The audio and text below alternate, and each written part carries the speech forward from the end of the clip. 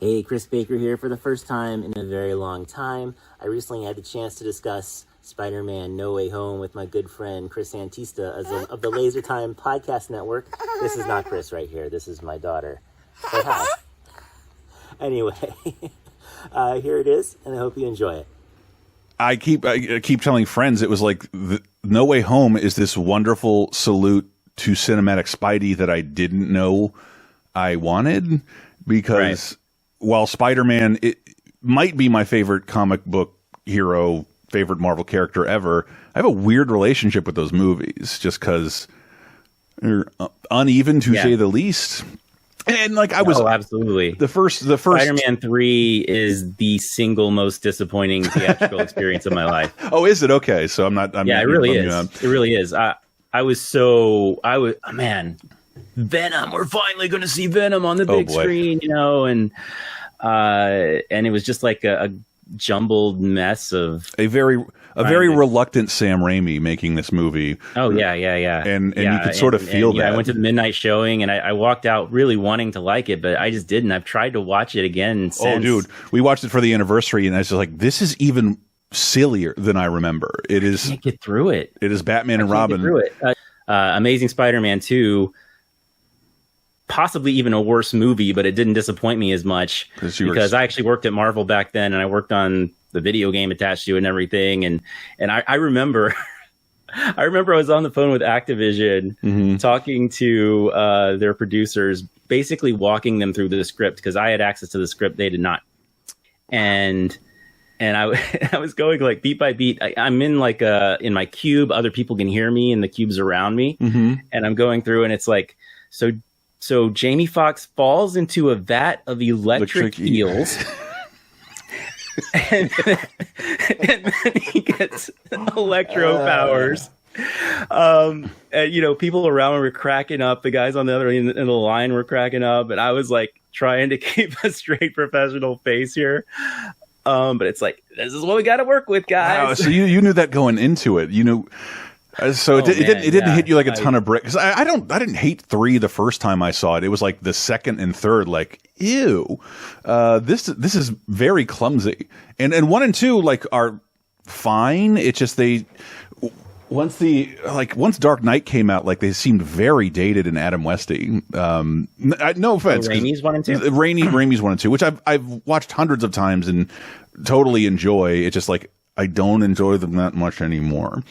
And then I can't say that I've seen them recently, but I do still hold Spider-Man 2 especially like way high in the echelon. And then movies. Even the Holland era ones, I like them a lot, but it's just weird. It's just weird that they're not my favorite movies in the MCU because they're fucking perfect. They're doing their own Spider-Man thing, which doesn't really rub everyone the right way. And I think this movie actually answers a lot of that kind of stuff. The big complaint was that there was no Uncle Ben. Like anywhere to be here. Tony Stark was essentially Uncle Ben.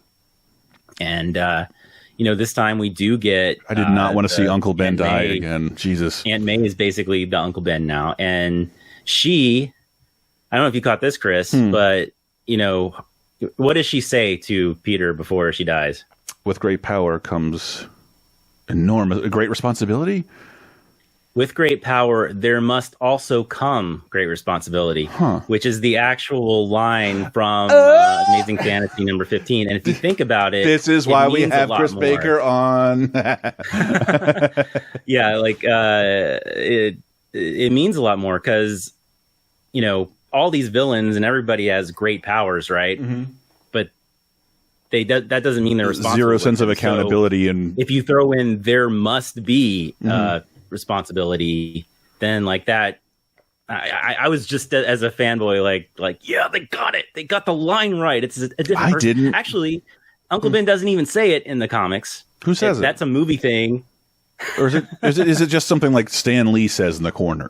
Yeah, it is. I think it's the last like text box. And in today's journey, Peter Parker learned that with great power, there must also come great responsibility. Like you can get that he got that from Uncle Ben from that, And I think they may have retroactively said that Ben said that. Probably post movie. Don't quote me on that. But I'm so, because I've read so many Ultimate season 1 retellings of that story. I know I've definitely seen him on the page, Ben on the page, say that. Yeah, but actually, the last Far From Home, the last movie. There was a lot of outcry about Uncle Ben not being part of it. You know, his luggage gets destroyed, and that they actually say like, "Oh, it's just luggage, no big deal." And you know, actually, I wrote like I was like, you know, I grew up in the 80s and 90s as a moderate Spider-Man fan. I never heard of Uncle Ben until the movie, probably the late 90s or so, like in Wizard magazine or something. To me, like Spider-Man was just a guy who could do different things than Superman could, and he was just doing it for the same reasons. I think he's in the cartoon as well, because I know it's established. I went back and looked, like in the 90s cartoon, he's in it for like 10 seconds, 20 seconds. And then dies off screen? Like an episode at the end when the show was basically no one was watching it anymore. It wasn't part of his, like the first couple seasons at all. It wasn't in Spider-Man and His Amazing Friends. Weird. So I feel like my first exposure. I knew about even the comics. Like there's years where he's not even mentioned, right? Or like that aspect of the origin isn't covered at all. Is it maybe on the back of Aunt May's Marvel card, or because I feel like I knew that? Yeah, right. Because Aunt May does have a Series 1 Marvel card. It's one of my favorite silly Marvel cards that there is. Aunt May. Nice. Nobody else's parents get to be on a Marvel card except Aunt May. Yeah.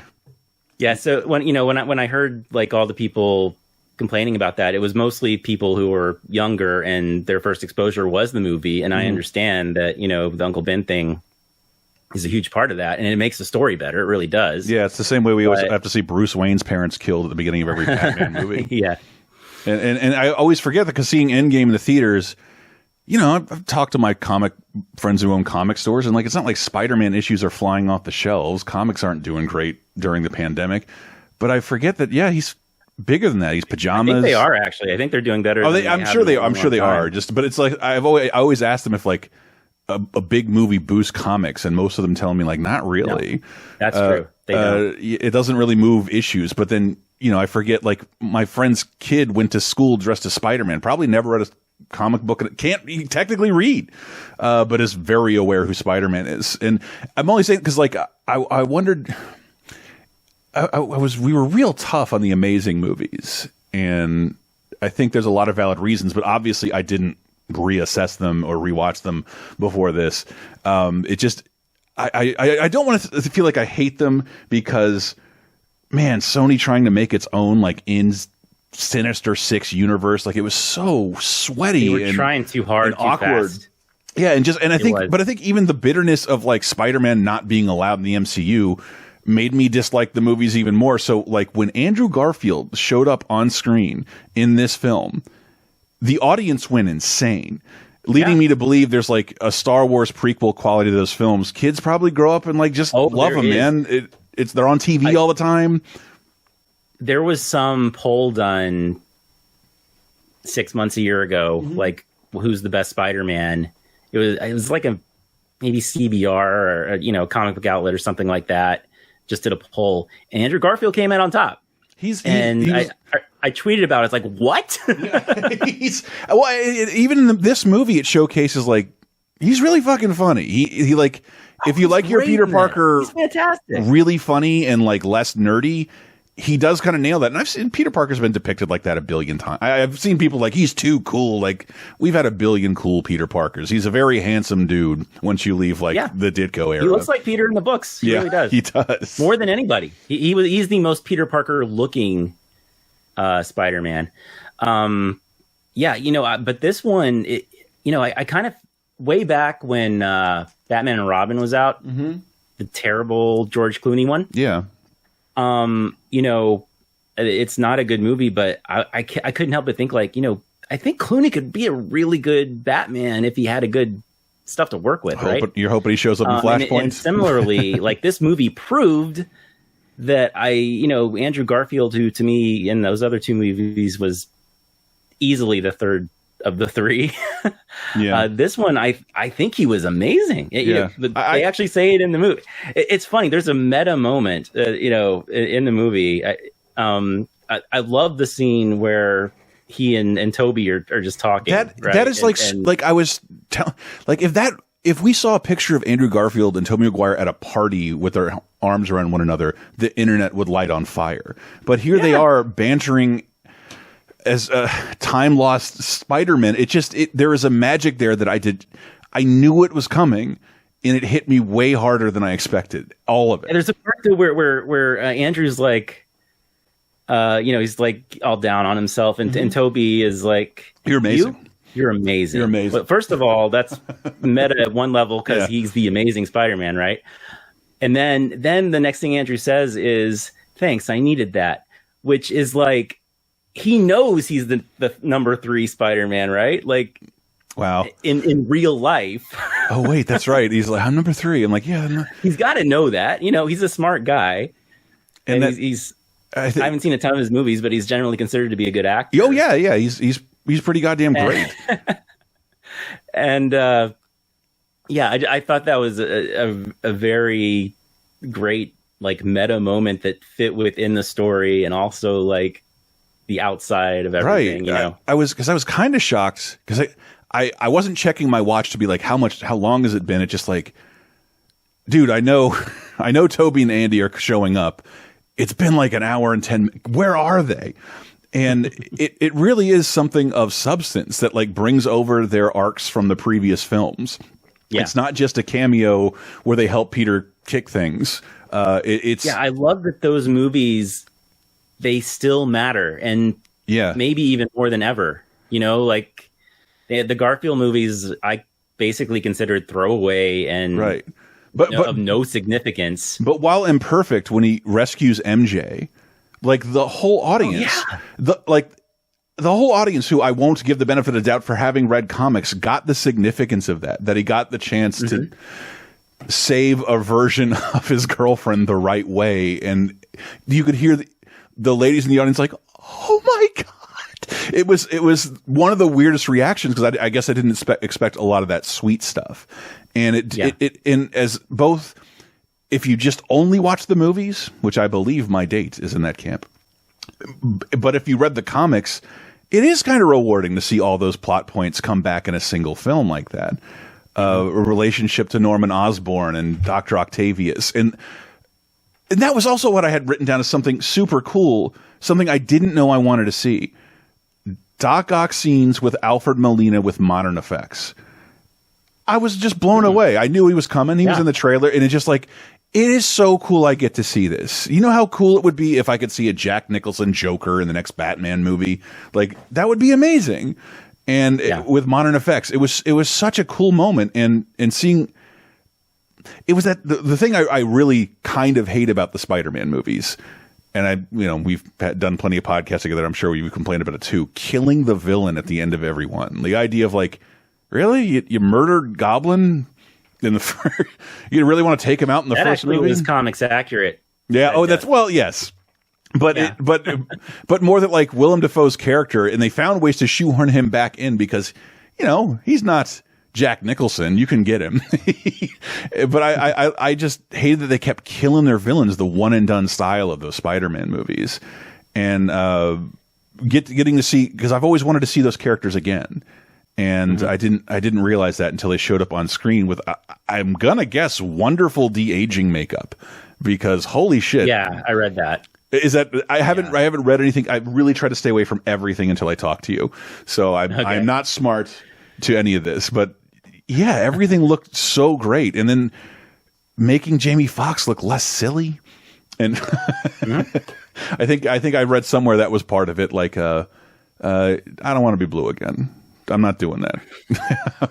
and you're gonna have to explain why my hair looks cool now. Yeah.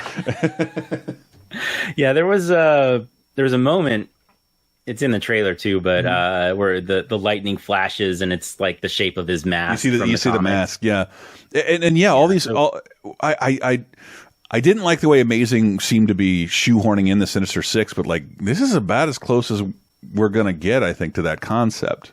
I think a real Sinister Six is going to come eventually. This was the I don't know, Furious Five, if you will. What's a good F word to go with that? I kept trying to like tell myself like Ferocious Five. Mysterio technically started all this, so he's here in spirit.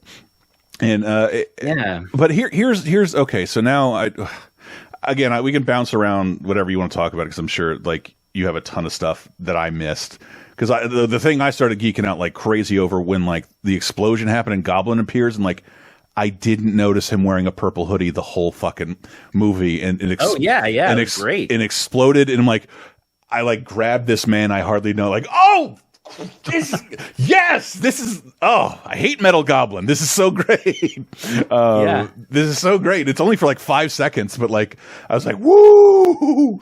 Very, very. He's got the tattered purple sweatshirt that looks like the cloth in the comics. Yeah. Yes. Just needless fan service. It's got to be impossible to make like an actual goblin head look good. Yeah, I mean, only in the movie Maximum Overdrive. Or it's on the front of that truck. And, yes. but like, I wonder. The multiverse is officially open for business. I think Loki kind of kicked that off, but or at least WandaVision, because the last time we talked was about that episode that I thought was introducing the X-Men in the entire universe, which I was totally wrong about. But the multiverse is officially open. But I just thought it's. When I thought about it, and again, it's like a perfect comic book as a movie if you just don't think about it too long, just enjoy the show that you're getting. But it's like, how can there be a Goblin, Otto, Electro, and Lizard in this universe now? Like, it doesn't mean there can't be. You know, we don't know. It really doesn't. Norman Osborn. It doesn't, except for one thing that.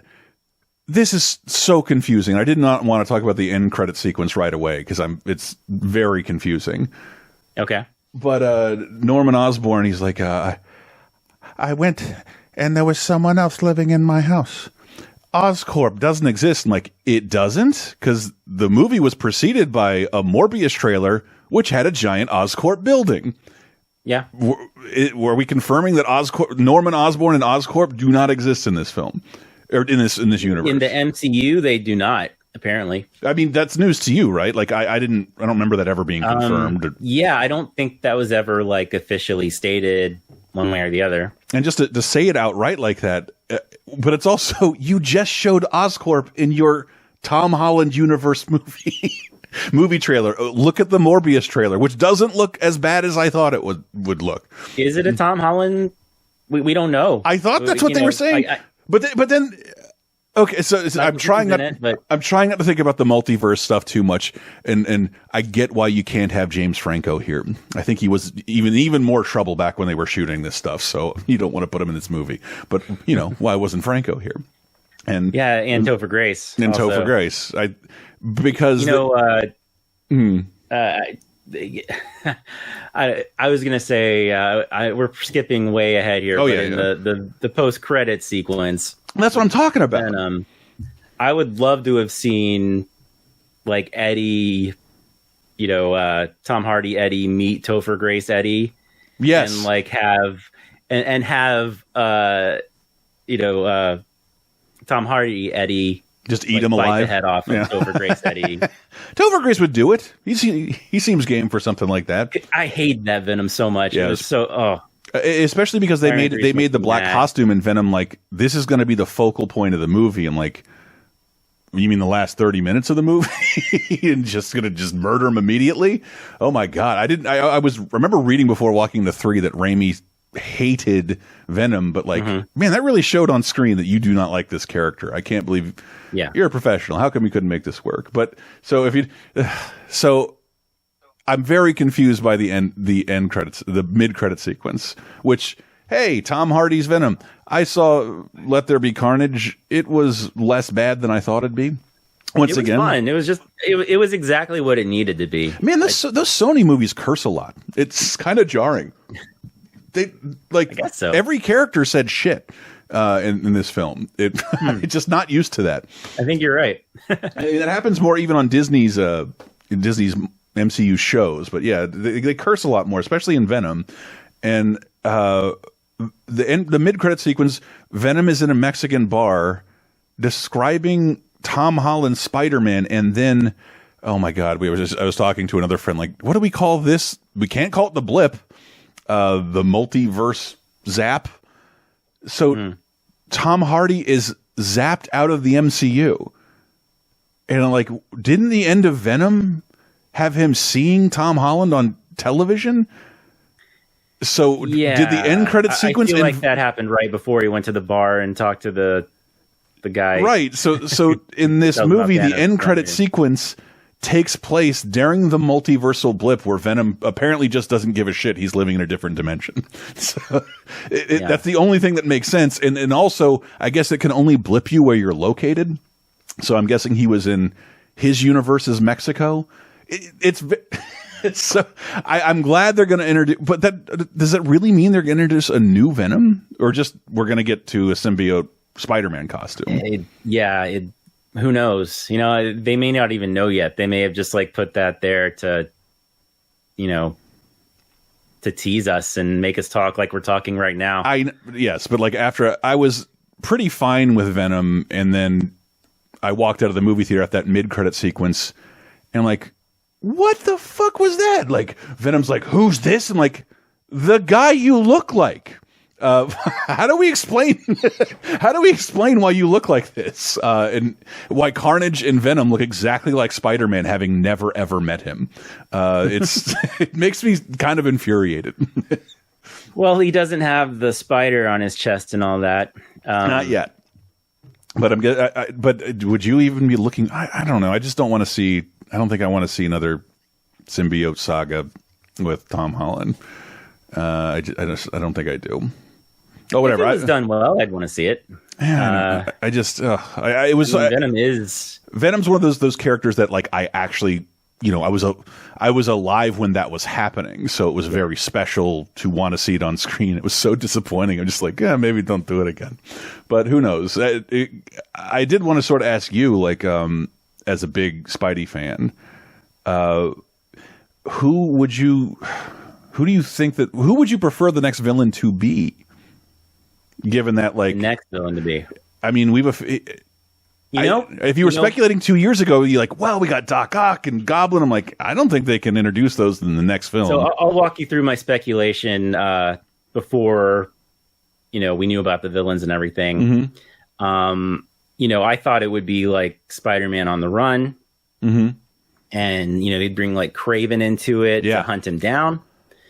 And then make it a contest. Bring in Silver Sable to hunt him down too. Damn. Bring in the Punisher, and adapt that story. Because remember, the Punisher started in Spider-Man as a Spider-Man villain. Yes, I remember that yellow cover. And you know, I think that's an exciting thing. Bringing in the Netflix stuff, like. Yeah, I think that could happen. Jay Barenthal, he said it like a year ago. He's like, I don't think the door is closed on me being Punisher in a Marvel thing again. I'm like, shut up. What do you know? And he was Punisher hunting Spider-Man. Man. And, you know, that story adapted. No, you know, all three of them hunting Spider-Man. Yeah, like they all have different reasons. Like Kraven, it's the thrill of the hunt. Mm-hmm. Silver Sable, it's just straight up mercenary crap. Punisher thinks Spider-Man's a villain and deserves to die because he's done something bad. That's easier to justify with the ending of the last movie. You know, he's going to have to do something to make the public hate him again, which, you know, you got J. Jonah Jameson, so that might not take much. The public is still aware of Spider-Man, but not Peter Parker. It's mild. That ending is mildly confusing and seems sort of like a clumsy way to get to the multiverse. But I'm just okay. We're at the multiverse, good. But like I just couldn't. It was one of the things I don't have a better way to describe it. Like the heart of the movie, and that like, wow, that is like a legitimately a big sacrifice for someone to make to save everyone. It's different than dying. You were like literally losing all your friends, your family, your money, like literally sacrificing everything while still being alive, and it's just like that's one of the bigger sacrifices I've seen in any of these superhero movies. That doesn't. Yeah, I mean that last scene with where he goes to talk to MJ, I think it's beautiful because he starts out actually fulfilling her promise to her, but then he gets in and he starts to do his thing, and he talks to her a bit more, and he notices the wound on her head that hasn't healed yet. And you see it like in his face where he's like, if I become friends with her again, that's probably going to happen again. And it might even be worse. It's like, it's better, as hard as this may be for me, to just let it go. Is there, and you would know way better than me, is there an arc in the comics that relates to people not remembering Peter Parker? Oh yeah, absolutely. It's infamous. One More Day. Oh, okay. Yeah, the Mephisto. Wait. So. Oh, right. Doesn't he like divorce him too? Civil War, where he reveals his identity in Civil War, and as a result, MJ and Aunt May are pursued relentlessly, and Aunt May is actually mortally wounded. And Peter's like, "What can I do to save Aunt May?" And Mephisto's like, "I can help you out." And the whole world will forget who you are.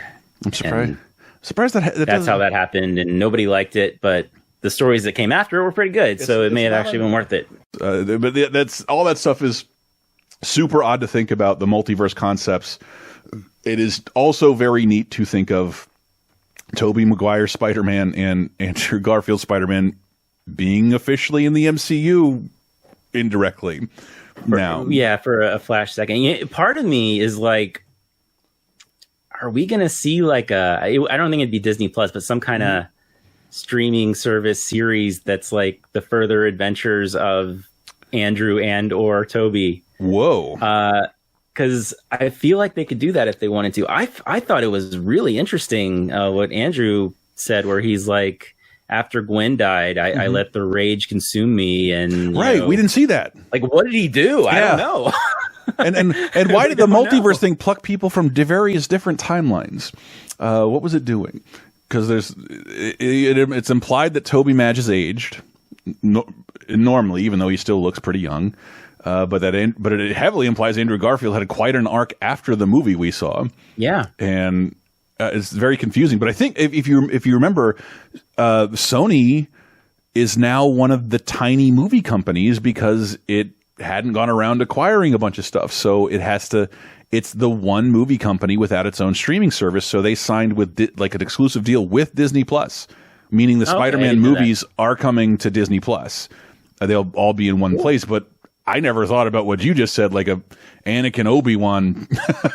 I think you could totally do that. Yeah, why couldn't you do that? Go on adventures together or something. You know? Why that could totally. I'd love to see like what is a Spidey in his 40s into his 50s going to be like. And I feel like most of my life I was reading Spidey in his 30s anyway. Like it's almost a rarity. I was able to read something. I'd say as a teenager. like 28. He's like eternally 28 to me. He's already got like a postgraduate degree. Yeah. He's of a significant age. But yeah, man, unload your thoughts. I want to hear everything. But yeah, like what happened between him and MJ? Like it was complicated. Yeah. I guess Spider-Man 3 was complicated between them, but I think there was, there's 15 years that have passed since then in this continuity, right? So But that's, I don't know. Did they have the daughter that their alternate universe does in the comics? Yeah, that's. But oh my god, did they say in the other movies that the J was Jones? Was that just this? Yeah, one? yeah. I really think in the first movie they weren't sure they wanted to make her MJ. And I was kind of taken aback by her casting originally because. MJ has a very iconic look to me, but Zendaya's totally won me over. I think she's the best one. She's hilarious. She's amazing. She's got some of the best lines in the movie. Yeah. Everyone in the movie was so good. Like the scenes between her and no, not Toby. Tom Holland were great. You know, Tom in general was great. When May dies, that scene was like heart-wrenching. It was awful. I was just like, I don't want to have another like Iron Man moment in the theater, because man, people were sobbing in every Endgame screening I went to.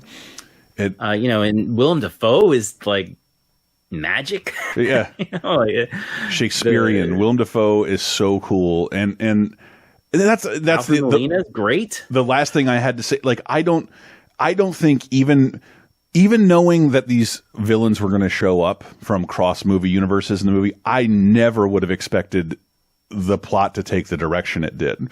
I thought, well, we're going to just get a badass fight, and you do. But that was not what I expected. To permanently cure, apparently with 3 Spider-Men, they came up with a cure for mental illness for Norman. I mean, the lizard, you're just de-werewolfing. Oz, well, what do they call it in the movies? I forget what they call it in the movies, but it is the serum that made him that way. Yeah. So yeah, you could do like an anti-serum. But I thought that was so beautiful, because it's also like, if you've been watching these movies for 20 years, this movie resulted in Spider-Man not killing, but curing his rogues gallery.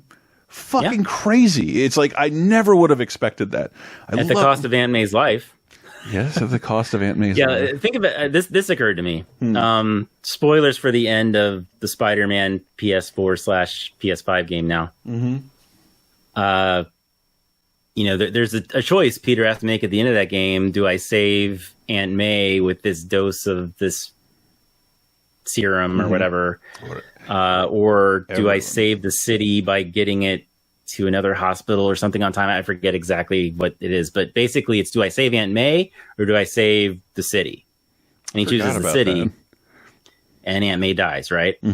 So this is actually kind of the opposite choice that he makes when he's like, I can save these 5 people at the cost of risking the entire multiverse. Yes. Yeah. So, you know, if you think of it in those terms, like, which is the right Spider-Man decision to make? Because both forms, like, they treat that decision as the right thing to do. That she outright tells him this was the right thing to do. Yeah. Right? Most people will never get that kind of closure with a dead relative. But. No, neither is a good choice. They both have terrible consequences. And then the cynical YouTuber part of me was like, you got a robot arm upstand and nanotechnology on your arm. Can you not help her with a laceration? Is Spider-Man just that bad at first aid? Throw the web on there. Stop the blood. What's going on? I just like, you can't swing her up into the room and have the robot help. I don't know. I try not to think about it. You know, there were little things to nitpick. Like, for example, I think he got off way too easy from his identity being revealed and everything. You know, they had the scene in the school, which, you know, is an interesting like commentary on celebrity and everything, and undesired celebrity and how it affects people around you and everything. But like after that, he's like out Spider-Manning for a while. He's out just walking around as Peter Parker, and you know, people aren't mobbing him. Yeah, if he's the most famous person in the world, like he says, which is probably true at that point in time. Like, and also bizarre because like going back, celebrating, what is it, 10 years of the MCU, like they kind of had gotten rid of the secret identity thing, and it was just Spider-Man, the last guy to have a secret identity. It was like that was the big difference between MCU and anything that came before. No one needs a secret identity. We're the Avengers. Come at us, we'll fight you.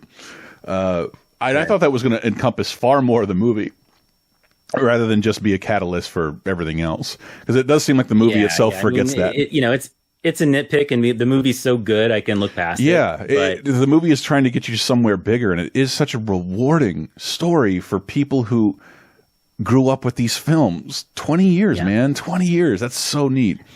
Yeah, you know, you asked me on just instant messages last night if I thought this was better than Spider-Verse. Spider-Verse, which I nominated for my favorite movie of the decade. Okay. I like it a lot. I don't think I like it quite as much as you, but I love it. I think it's great, obviously. And I think, you know, I think my answer to that is that I do think Spider-Verse is probably a better movie with fewer things to nitpick, like what I just mentioned. There's another thing too that's a little bigger than nitpick. I'll talk to it in a second, but okay. This is I favor this one. I'd rather watch this one just because I care about everything in it over the past 20 years, and as much as Spider-Verse was a celebration of all things Spider-Man, it was a celebration of like the idea of Spider-Man in different forms. Yes. Like, a noir Spider-Man, a pig Spider-Man, an anime robot Spider-Man. This was Spider-Man, 3 different versions of traditional Spider-Man, slightly different in their own ways, but pretty much the same character coming together. And in that way, I think it might actually be a better celebration of Spider-Man. I agree, because it isn't just it's a celebration of the cinematic journey of Spider-Man, but also think about how much lore this all encompasses. Being little kids and wanting to see Spider-Man on screen, and 20 years later getting this. Could you have ever foreseen we would have gotten this kind of reunion? I went a good 20 years of my life, and my only superhero movies were Superman, the Batman movies, and that was basically it. And then Blade came along, then X-Men came along, and Spider-Man came along, and we're in a whole nother world now. It just feels so crazy. Like, and that's why, like, I'm so glad I saw it first day with a crowded theater. Dude, I haven't been back to a crowded. I've been to a movie theater, but I wait like 2 weeks and make sure no one's sitting around me. I braved it. Same. I have not done that yet, but I did for this. And I'm so glad I braved the Alamo Drafthouse. I don't think I've mentioned this yet. I've actually seen it twice already. Have you really? Yeah.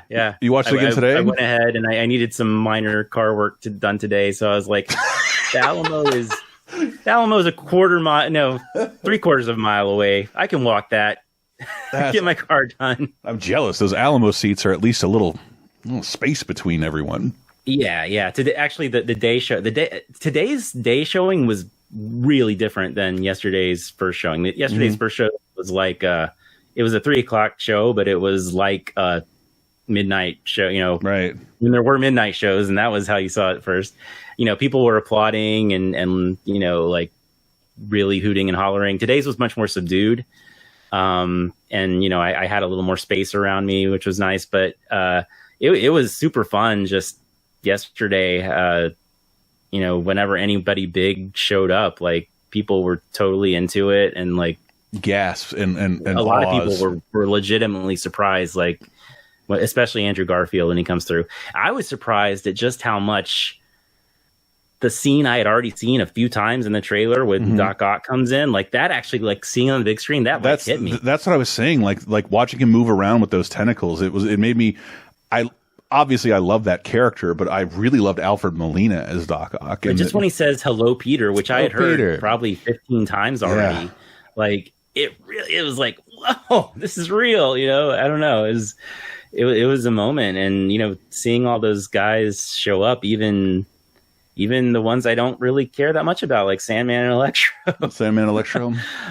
No, not a lot of love for the Lizard, at least not this Lizard. Yeah, I thought it was funny, like, he was just kind of a throwaway, but he was actually, he had his own little subplot. Like, he was the one who, like, knew stuff was going to happen. And, he's like, I'm not even going to bother going up there to do whatever they're going to do to send us back. I'm just going to hang out here and enjoy the chaos to follow. Actually, that discussion of the villains in Doctor Strange's cell discussing what timeline they're in, and that you died. Like, this is crazy. This is one of the craziest scenes I've ever seen in my whole life. An exceptional example of I guess it's not exposition, but re-explaining, because there's a ton of people out there who may not have even seen the other movies, right? Yeah, but in introducing the motivation for the entire third act, that, like, we sending these guys back to their times like this is a death sentence, and What a yeah! I never would have predicted that is where the plot went in a million years. I'm so overjoyed that at least that wasn't spoiled for me. Yeah, the one villain I think they could have done better was Sandman, because he starts out helping. He turns on Peter because he doesn't trust him. Okay, I guess so. Even though he's has several lines of dialogue that are clearly trusting him throughout the film. Yeah, and then like he just wants to get home, but then he's actually, for a second I thought maybe he would be, joining the bad guys, kind of like Doc Ock did, where it turns out he was a facade, like he was really on the good side. Because Doc Ock is like, he has like I think 2 of the Spider-Men by the throat, and then he like grabs Electro and depowers him. Iron Man's robot heart. But like, yeah, Sandman was kind of all over the place, and I wonder if I missed something in his characterization. And his character is just so silly. I'm glad we didn't see his. That is one of the first times I think like, oh, he doesn't have to wear his authentic comic book outfit, because that looked ridiculous on screen for some reason, and he's never in that striped shirt in this movie. That's terrible. And I did think it was really funny, like just his little short exchange with Electro, and Jamie Foxx just says like, "Guys, stop falling in places." Or something. It's such a simple line. It mended so many fences I had, so many issues I had with some of the other Spider-Man films. It like made everything feel okay again. And I thought I was. They make fun of Electro's origin twice. Yeah, I thought I would eventually start to relove the Spider-Man movies like I relove Batman Forever and Batman and Robin. Now they're really fun watches. Got some friends over, drink a little, smoke a little. It's fun, and I thought that. But I think this makes me appreciate those, even the films I don't like, on a whole new level that I just want to go back and watch again. Like I was saying earlier, like I feel like the Amazing movies especially count now. Like they were nothing. They were contractual obligations. That's literally how they came about. Right. That's right. That's why we were so bitter about it, because it was just something that didn't need to happen but had to happen so people could not lose the rights to Spider-Man. I mean, we were doing Cape Crisis podcast all during that time, complaining every day about Spider-Man not being in the MCU. It was, man, it feels like so long ago, but everything but just to have them all acknowledged like that, even the Garfield, man, feels good. That really made me feel good. I have not felt that good in the theater in a long time. And I really came around on him as Spider-Man. I thought he was so good. I know I said that earlier, but no, I think he's got some of the best lines in the movie, and I don't dislike. Like you could do that with your. You don't have. It's so much work to refill my wedding. I was like, there's no way they're not going to address that if Toby shows up. And it's funny because like these are all the nitpicks people had, right? Like. The stupid origin of Electro and the organic webbing. That was a huge thing, if you remember. I breathe, but I don't feel myself breathing. Debate back then. That was one of the first great internet debates, right? Yeah, it was one of those, irritating Hollywood. No, we know better. There's no machine like this. No one will ever buy. And I think there's a period. Marvel actually put that in the comics, he suddenly could do it organically. There's a subtle line. There's a couple subtle lines like that, and like. Spider-Man turned like, you guys have magic here? And like, oh yeah, that's the kind of thing that in 2002 Sony would never allow to happen. Like, you can't have a magic character. You can't have a green guy. You got to put him in metal. And he's got to have a metal costume. Actually, you know what? I was reading, unlike you, I did not avoid what other people were saying before our conversation. Oh yeah? It turns... very little of what I didn't see myself was stated, but my friend, he's a good internet friend of mine, Dan Gavazin. He has an excellent Spider-Man podcast called The Amazing Spider Talk. And he wrote an article for the Hollywood Reporter, like kind of finding all the Easter eggs and everything. And he did point out that Doctor Strange is mentioned in one of the Raimi movies. What are we going to call this guy? Dr. Octopus. That's crap. Science Squid? Crap. Doctor Strange. That's pretty good. But it's taken. Wait, I got it. Dr. Octopus.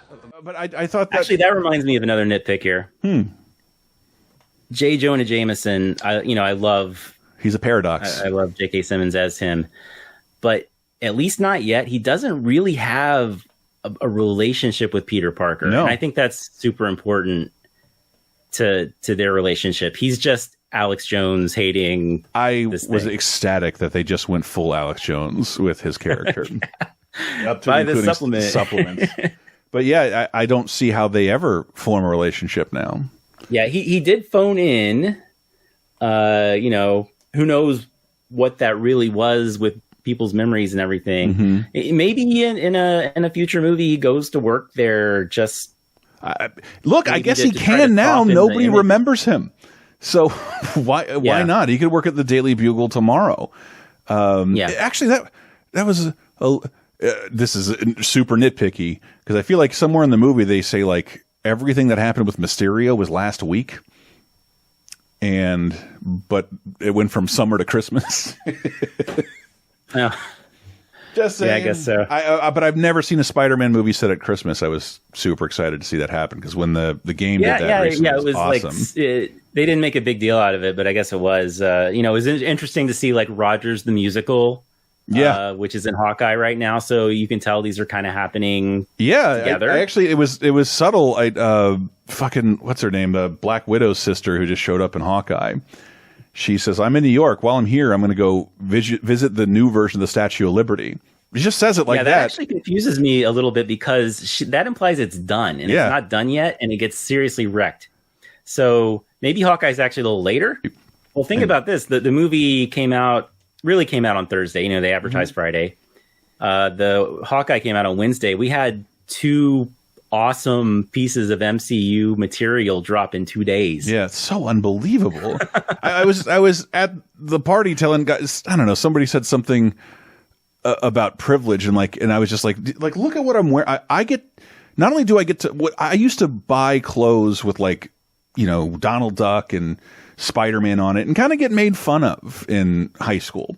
Yeah. And I was afraid to wear that kind of stuff in high school. I was super into it. But I was 6'2", so I was just sort of like, I don't care. And eventually I stopped, but because I kept getting made fun of and not taken seriously.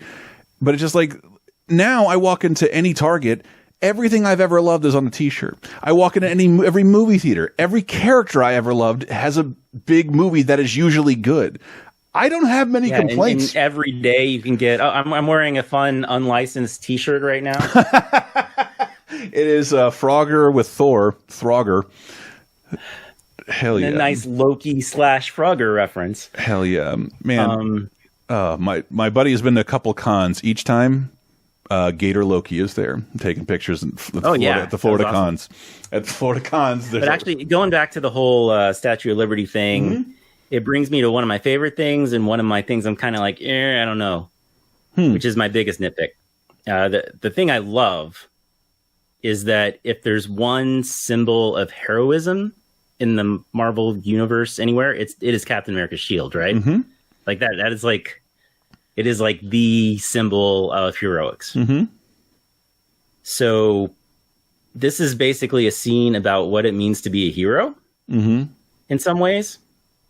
And that's the setting. It is like the actual symbol of heroics that they're fighting on. Oh. So that brings me to the thing I'm not too crazy about, which he was going to kill him. Wait, who? He was going to kill the Green Goblin. Yes.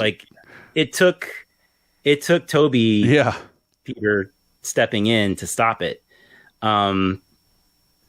I don't know if I really like the decision that he was straight up going to kill him. That is not where I don't think that's where the story was headed, because he had those conversations about how it's going to mess you up. Don't do it. Right. I feel like he should have decided to not do it on his own. And why go this far? This is all your idea and you've gone this far. Why kill this one guy that you have a cure? And, maybe Toby gives him a look. I swear to God, I thought you were going to take issue because what I thought Captain America's shield is now on the torch. But the torch was welcoming people, and the shield repels things. That's interesting. That's not what the Statue of Liberty is for. Well, one thing I noticed on the second viewing, did you see the poll on the TV? No. There's 2 times that's there's setup for this shield on the Statue of Liberty. You hear it on a radio show at the very beginning. People, it's a controversial new thing they're adding to the Statue of Liberty. And then the scene where all the villains go to Happy Hogan's apartment the TV's on, and you see a poll that like 67% of New Yorkers disapprove of this. I can see why they would. Is there like a political thing that I'm missing here? It's just a poll. I think it's just a poll. Huh. And let me know. Is there some subtext? What other things did you notice before we close this out? I know you. Give me all your little things. Okay. He's got a piece of paper. To the Alamo Draft House today on my second viewing. I got their order cards and I took notes. Whoa. Okay. Let me see. Give me. Lightning round. Let me look through here and see if there's anything big. I actually did find it interesting. There was no mention of Mysterio at all after the first 5 minutes. And that the public automatically believed him. Yeah. Like, really? Well, some did, some didn't. There were actually 2 callbacks to the death of Gwen Stacy that I saw. One was the very obvious one where she's falling. Mm-hmm. The other is she's on a bridge at the very beginning. Mm-hmm. I think that's very much intentional. Obviously Gwen Stacy's the one who falls off the bridge, but right. They're setting you up for that. Also, I think it's in that same scene where the Roosevelt Island ferry is going across and people aren't happy with him. If you remember in Spider-Man, the original, that's the same place where they were throwing stuff at the Green Goblin and they were in support of Spidey. So there's an interesting bit of kind of mirror perceptions there. Roosevelt Island's weird. Jesus. Yeah, so I really loved Matt Murdock's line. I'm a really good lawyer. I'm a great lawyer. Yeah.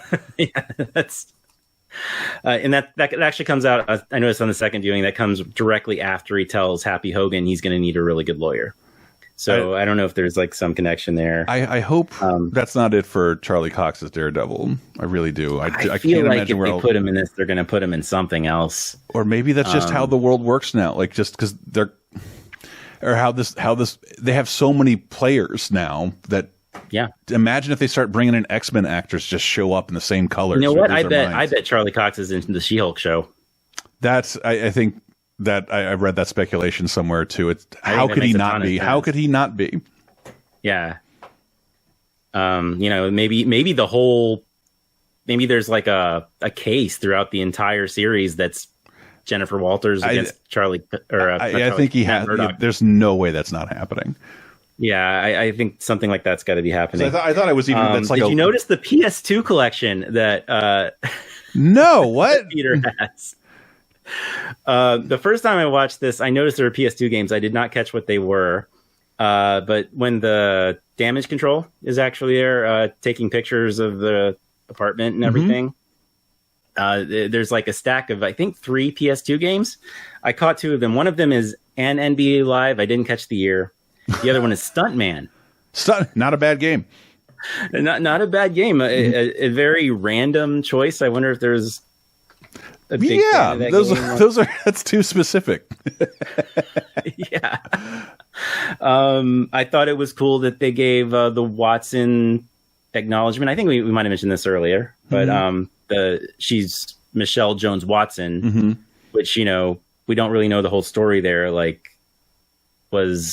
Did she drop the Watson because that was her abusive dad? Yeah, that could be something like that. And let me remind you, Michael Keaton's Vulture is in the Morbius trailer, and there is also an Oscorp. It's confusing. Yes. Just saying. Yes, that's true. But J. Jonah Jameson is also the same actor in multiple universes. Oh my god, my head is hurting. If this were regular comics, we wouldn't be thinking this much about it. But it would be. Yeah, because regular comics, Peter looks the same wherever you are, pretty much. Yeah, that's what it reminds me of. If you those events where sometimes you get multiple artists back to do different renditions of the character. That's what this feels like. Different artists, and by artists I mean actors. Neat. Yeah. What else you got? Another just kind of meta moment I thought was funny was when Charlie Cox and Jon Favreau were on screen together. That is Matt Murdock talking to Foggy Nelson, if you remember the Ben Affleck Daredevil movie. Yes. Yep. The Fox Daredevil movies now also part of the Disney family. Okay. I'm so confused. You never know. I am so confused. Affleck could show up. Holy Maybe shit. Ben Affleck shows up against She-Hulk. He can't I do don't that. know. He's already in Flashpoint. Probably not. I thought the Flash Thompson stuff was funny. I would like for him to have been maybe a little more redeemed, because he is, that's kind of his character arc in the comics, is like he's a total douchebag until he's a soldier, and then, you know, becomes an Agent Venom eventually. I was going to say that's my prediction for the. I think that's probably going to happen again. He's probably going to go straight to symbiote's going to go straight to Flash.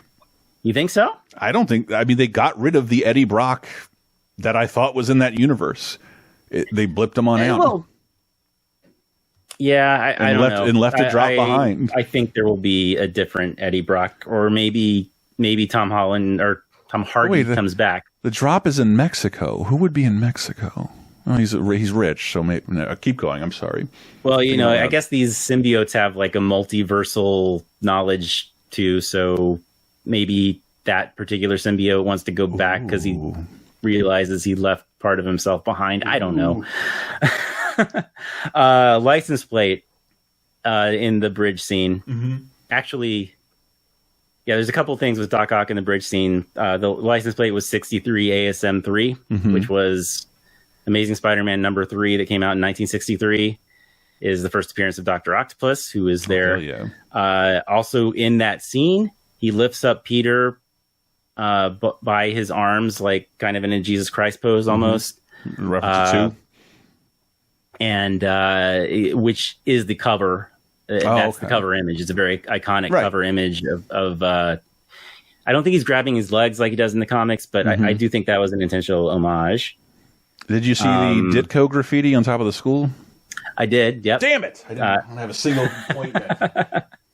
It's also in my friend Dan's article for Hollywood Reporter. He's really good. I really, if you're looking for Easter eggs, you know what. I actually thought I like, were there not a lot, or was I just not paying attention? I think I was paying too much attention to the movie. I missed.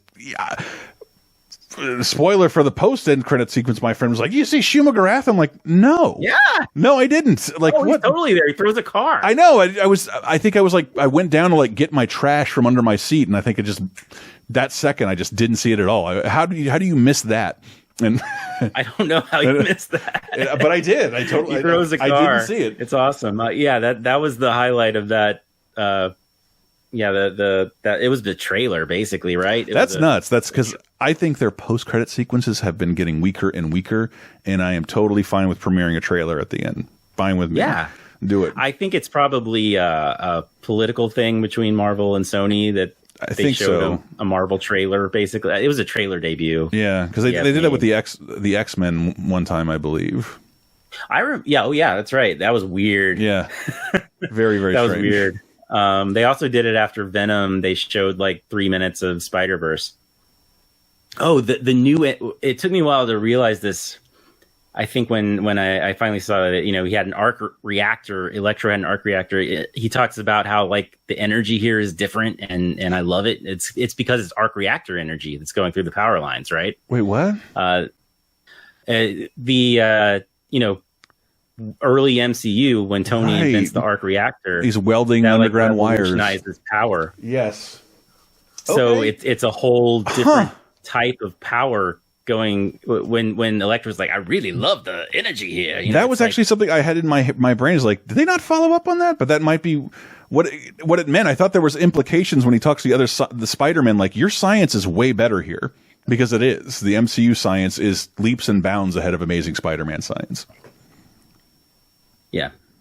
One thing I personally did not catch until I read my friend Dan's article was that when Goblin lands in the alley and, you know, he has that kind of monologue with himself, that's an echo of the Spider-Man No More scene in the comics and in Spider-Man 2, where he destroys the mask in the alley. It's the same thing as Peter throwing his suit away into a dumpster. So that was interesting. I thought it was interesting what they did with Ned. early on. Yeah. It's like a throwaway joke line where he's like, my Lola says that we have magic in our family or something. They did what Star Wars did not do with Finn. And seriously, when he said that, I'm like, don't tease. I would really like to see Ned. And even if that was foreshadowing, like scientist myself was a huge crowd pleaser. Yes, that was great. I love the like little flirty between Aunt May and Dr. Octopus, because in the comics there was a brief part of the comics, and I think the cartoon in the 90s did this too, where they dated. Gross. Aunt May I like my Aunt May sexless for a while. So I really think that was intentional too. There was also like a Doc Ock, Norman Osborn kind of. You could tell they didn't like each other. Yeah. Which I don't remember that being in the comics really. It might have been, but it was definitely in the PS4 game. Definitely. That's a huge theme in that. Oh, right, because we haven't even seen Goblin. Gotta be careful where you fall is the line that I quoted earlier. Gotta be careful where you fall. Yes. I don't know why it's that's also so funny, wonderful. Because it feels like it hasn't been long enough to make fun of something like that on this level, and the whole audience I was with got it. Just long enough. Here's another nitpick. I would have thought that May dying would have been pinned on Spider-Man, and by JJ or something. I feel like there's like deleted scenes where that kind of thing happens. I don't know. I cannot wait to see this again. I cannot wait to see this again. It's. I loved it the second time too. And again, unlike the MCU proper movies, the Spider-Man movies get additional features in like short films made for the DVD. So I can't wait to see what they do. If you haven't bought physical media, I bet there's a ton of good stuff. I really think a lot of that banter between the Spider-Man was improv. It felt like improv to a certain degree. Maybe it's like The Office where they knew what they were going to talk about, but they just kind of made up their lines as they went. It feels like it did have that feel to it, but I think it really worked, and I bet there's a lot more of it that we didn't see that'll be on the DVD. So yeah, I think you're right there. Oh, whoops. I would love to see. Every time I saw like the three of the Spider-Men standing in one spot, I'm like, there's no way this scene was shot outdoors. Because somebody would have caught it, and like you just have to keep these people in this confined green screen room.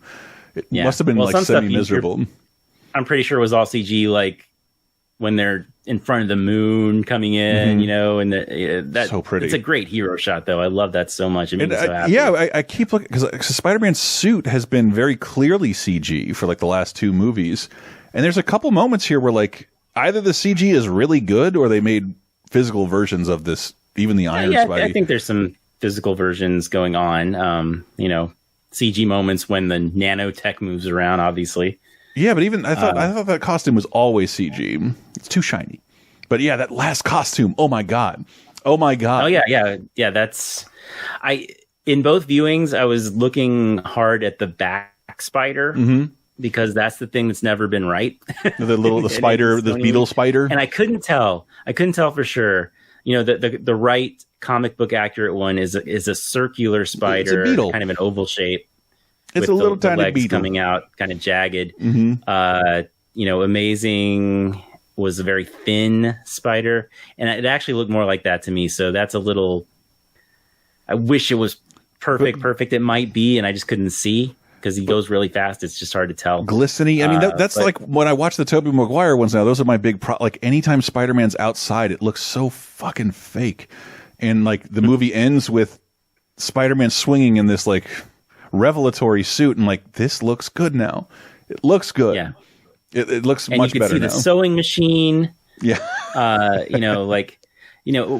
love the PS4 game, but one of my biggest like complaints as a fan is there's no cloth in all of those costumes. The only one with any cloth on it is the Far From Home costume that has like a little bit of cloth on the back. Yeah. And in the comics, it's a cloth suit. Yeah. The guys you see at Comic-Con are more accurate to the comics than the movie guys. It should look like pajamas. Not like Tobey Maguire's suit where he like melted wax nets all over it. Like, I don't know how you had the time to do that. When I worked at Marvel, I got to go on the set of the first Amazing Spider-Man, and I touched the suit that Andrew Garfield wore. Mm-hmm. It's really rubbery, and there's no practical way anyone could ever wear this. But it's like, who's ever going to make that suit for themselves? And it's a basketball you're wearing. It's one of those solutions. Like, I just tip my hat to Kevin Feige, like making Iron Man his mentor and basically making him responsible for all of his suits. Like, well, that takes out any suspension of disbelief I needed to perform here. Thank you so much. And now he's totally away from that. Yeah. And now he is the Spider-Man of the comics who has to make his own suits and utterly connectionless. Got nobody. Yeah. Even the original Spider-Man movie was like, he shows up. The first time you see him, it's this really clearly homemade costume in the wrestling scene. And then, he jots down stuff for a better costume, and he has this amazing looking thing that actually cost $50,000 for the movie studio. I was reading an article about poor Bonesaw, and it never occurred to me that in Sam Raimi's universe, wrestling is very real. So every night, Macho Man or Bonesaw, like, beat me for real. Hey, stranger. Do you know all the best wrestlers are people who don't hurt other people, whereas in this universe, beat me up and I'll give you $2,000, $6,000. Like, holy shit, what are you inviting, Andre or Randy? Oh, goodness, stop. Another favorite moment I have in my notes here. Peter, yeah. No, I mean the real Peter. I forget what that joke was. Peter Parker. We're all Peter Parker. That actually reminded me of did you ever read in the 90s there was an X-Men Star Trek crossover? I researched it for something semi recently. Yeah, it was really fun. The only thing I really remember of it was this great scene where someone goes, Dr. McCoy, and Bones and Beast both turn and say yes. And I think in one of the books they mention how Picard has a striking resemblance. Oh, that's the novel Planet X. That's what it was. Oh yeah, they did a novel too. And it remarks how much Picard looks like our Xavier. And that's funny. That was before the movies too. So. I know, but as long as I was reading dork magazines, they were always like, Patrick Stewart's got to be both these characters, and one of those things, I can't believe that actually happened. Yeah, Wizard magazine, a huge part of my Starlog, whatever. Like those magazines that were too expensive for my parents to buy me. $7.99. It's 1992. What? No. The scene where the universe is opening up and Doctor Strange is trying to contain it at the end. Did you catch any of the cameos? I did. I saw the outline of Rhino specifically in the Nexus. It's not a Nexus. That's Star Trek crap. What did you pick out? That's one to get the DVD for and pause it. But I saw Rhino. I think I saw Kraven. Yeah. I think like early on you can see like a guy holding a staff and the silhouette of like a puffy vest. So that's got to be Kraven. Dan Gavosdin's article that I've referenced, he saw somebody else, and I don't recall who that was off the top of my head. Yeah, there was Scorpion. There were dozens. I thought. Yeah, it's gonna be. I bet there's like Swarm, and I bet there's like maybe Mr. Negative, and we'll finally get the Shocker. Shocker, yeah. I bet a bunch of those are in there, and that's going to be fun to pause and try to identify everybody. Can't wait. Maybe I'll try and download. I bet there's leaked footage and people have already done it on YouTube. Try and download a That's basically my order card notes from Alamo Draft House. I've had one of the best days of my entire life. I went almost right from here into finishing an episode of Hawkeye, and then right to recording with you. I have not even eaten yet. I am starving, but this was, kind of, not to be too clickbaity headliney, life affirming. You care about this stuff for so long, and then this is one big giant care package to people who've been paying attention. And dude, these are multi-billion-dollar movies, so most of us are paying attention. It's so rewarding, and I feel really good about it. There you have it. What are your thoughts on Spider-Man No Way Home? You haven't seen it yet, but you'll see it someday. Yeah. Yeah. And yeah, what did you think? What did you think of that whole thing? Did you like it? Yeah. Yeah, cool. All right, we'll see you next time, whenever that is. Bye.